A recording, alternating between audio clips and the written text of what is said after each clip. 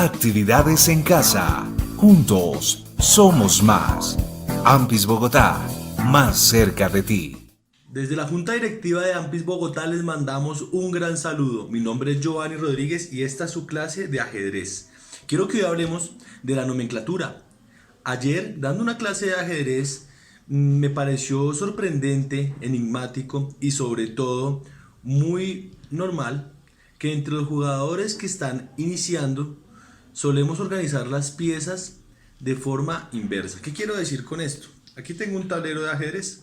También durante la sesión ustedes vamos a utilizar varias herramientas virtuales para que ustedes puedan ir viendo claramente lo que les voy explicando. En este tablero, por ejemplo, si ustedes se dan cuenta, aparece aquí el número 1. ¿Sí? Eso lo que quiere decir es que las piezas blancas van a ubicarse en este lado. Y por el contrario, del otro lado, pues voy a ubicar las piezas negras.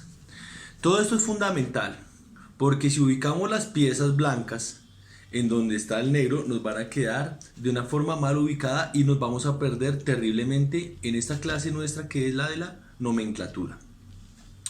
Quiero que observemos esta imagen que tenemos en pantalla. Es muy interesante analizar que las piezas cuando arrancan vamos a poder copiarlas.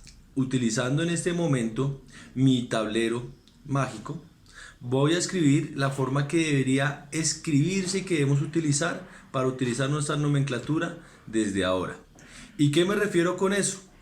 Que es muy importante, por ejemplo, cuando decimos que un peón se mueve, de escribir E4, E5, mostrar a dónde es que va ese peón. Pero no escribimos peón, eso es interesante.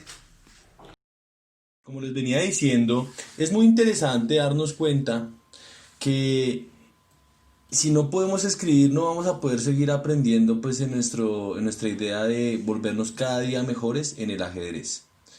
En este orden de ideas podemos ver que yo jugando aquí E4, el peón de E4, si se dan cuenta, entonces aparece 1.E4. No aparece peón, no. Lo que aparece es a dónde va. Tampoco digo de E2 a E4. No señores, no señoritas, no sé que me confundan. Solo a dónde va. Entonces lo mismo. Ya cambia si yo utilizo otra pieza. Por ejemplo, caballo F3. ¿Sí? Entonces pone una C grande de caballo y hacia dónde va. Si ustedes se dan cuenta, cuando arrancamos y jugamos E4 y luego E5, esto se cuenta como una jugada. No es que me van a decir que una jugada es E4 y otra jugada es E5, no. Como son dos bandos, cuando los dos juegan de forma sincrónica, ¿sí? Se cuenta una sola jugada. Igual en el conteo de tiempos que después en profundidad miraremos, nos daremos cuenta de la manera diacrónica en la que el devenir del juego toma sentido. Por ahora quiero que nos fijemos en esta partida, en donde luego el caballo juega, el caballo negro a C6, entonces C mayúscula a C6. Mejor no pongamos C minúscula porque se puede confundir, por supuesto, por la columna C. Si yo pongo C3, puedo pensar que es el caballo y el peón inmediatamente. En cambio, si yo caballo, una C grande a C3, como lo va a hacer en ese momento, ¿cierto? Caballo a C3 quiere decir que el caballo a jugar, si yo hubiera hecho peón a C3, acá nos coloca la otra forma, que es solo el peoncito a C3. Pero pues queremos volver a nuestra posición original, entonces caballo a C3. Aquí nos juegan caballo F6, ¿cierto? Si se dan cuenta, como yo hice esta excepción, ¿cierto? Un movimiento excepcional con C3, entonces aquí no salta en esta nomenclatura. Y coloca tres puntos suspensivos y caballo F6. ¿Qué quiere decir los puntos suspensivos? Que esta jugada no es del blanco propiamente, sino es una jugada totalmente hecha por el negro. De esta forma encontramos de manera exitosa un lenguaje por el cual podemos transmitir lo que jugamos y de esta forma perdurar en el tiempo y poder hacer análisis posteriores. Esa es la intención fundamental de la nomenclatura. Bueno, como estábamos analizando, entonces la importancia de la escritura, tenemos que ver algunos detalles. Por ejemplo, digamos que juegue 4 y me jueguen D5. Tenemos que señalar cuando tomamos ¿sí? Esta acción es muy importante. Entonces, cuando tomamos decimos E por D5. Esta X significa tomar, ¿sí? Significa que la persona de esta forma consigue ganarse este peón. De igual forma, si ponemos dama, que la toma aquí, pues aparece la imagen de una dama, ¿no? Pero pues cabe recordar que colocamos una D mayúscula de dama, por eso es la diferencia entre dama y rey. ¿Sí? Lo mismo, aquí podría la persona jugar caballo, atacándonos la dama, por ejemplo, que la persona juega aquí nos dé jaque. Se dan cuenta que aparece un más. El más significa que está dando jaque efectivamente. Aquí, por ejemplo, podríamos pararlo con nuestro alfil, por supuesto, ¿no? Entonces, digamos que juega caballo F6, caballo F3, ¿cierto? Alfil D7 y se enroca. Entonces, si veo cómo se enrocó, primero cómo moví, colocamos dos círculos. Pero por ejemplo, supongamos que el negro se quiere enrocar largo. Entonces se colocan tres círculos, ¿sí? Alfil B2, por ejemplo, y nos damos cuenta la importancia de escribir clarito. Entonces el alfil sería una A mayúscula, el caballo una C mayúscula. Los peones, como les he dicho, no escribimos peón, ni una P ni nada por el estilo, sino solo hacia dónde va, a H6. Lo mismo si ponemos H3, ¿cierto? G5, y de esta forma cualquier persona que quiera revisar nuestra partida lo puede hacer sin ningún problema. ¿Sí? Lo fundamental está en escribir bien, tener claridad de lo que está haciendo y con eso podremos repasar y por supuesto seguir estudiando cada día nuestras jugadas. Por ejemplo, podemos volver otra vez y decir, bueno, pero aquí donde me equivoqué, ¿cierto? Podemos analizar, decir, bueno, aquí di jaque, sacó caballo y podemos guiarnos y encontrar dónde estuvo el error.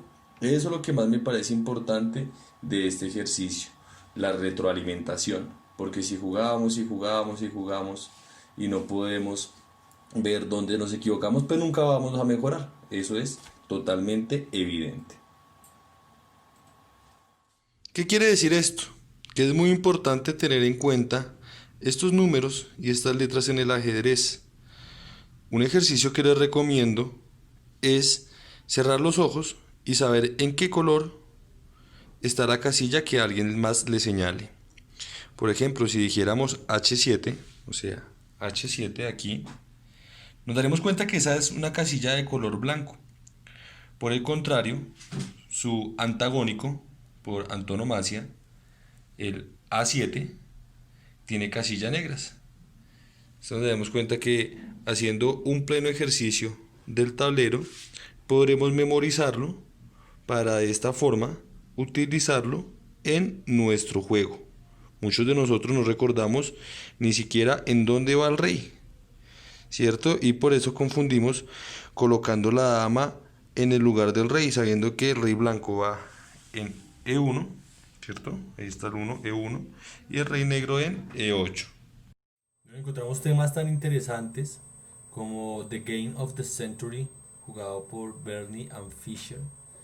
En esta partida, lo que fundamentalmente quiero que analicemos, ¿cierto?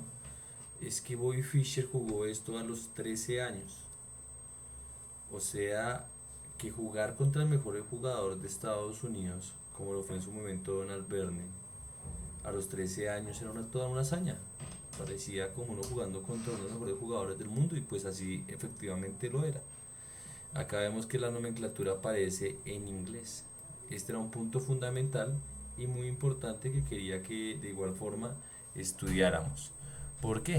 Porque muchas veces que analicemos y miremos este tipo de partidas nos daremos cuenta que están en este idioma. Juega caballo F3, caballo F6, C4, G6, ¿cierto? Caballo C3 y alfil G7.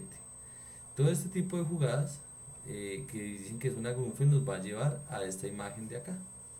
¿Sí? Esta es en la jugada 7. Acá encontramos un Bobby Fischer con negras, ¿sí? Ya enrocado, defendido, y un Donald Byrne sin enrocarse, pero luchando por adueñarse del centro y de la iniciativa del juego. ¿Sí? Acá vamos a llegar hasta esta situación muy interesante, ¿sí? En donde él va a jugar, que me refiero a Bobby Fischer, caballo A4. esta jugada revolucionó absolutamente todo lo que se pensaba del ajedrez, en el sentido que un niño podía sacrificar piezas sin ningún miedo por analizar y valorar la partida.